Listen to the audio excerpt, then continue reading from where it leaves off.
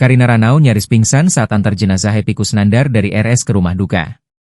Karina Ranau tak kuasa menahan kesedihan ketika jenazah suaminya sudah akan dipindahkan dari Rumah Sakit Pusat Otak Nasional, PON. Epy Kusnandar meninggal dunia pada Rabu, 3 Desember 2025, pukul 14.24 WIB di RS PON, Cawang, Jakarta Timur. Pantauan tribunnews.com, isak tangis iringi proses pemindahan jenazah dari ruang rawat ke ambulans untuk dibawa ke rumah duka. Jenazah Epy dibawa menggunakan ambulans menuju rumah duka di Jagakarsa, Jakarta Selatan, sekitar pukul 17 waktu Indonesia Barat. Karina Ranau, serta putra mereka, Quentin Stanislavski Kusnandar ditemani keluarga lain juga ikut mengantar jenazah.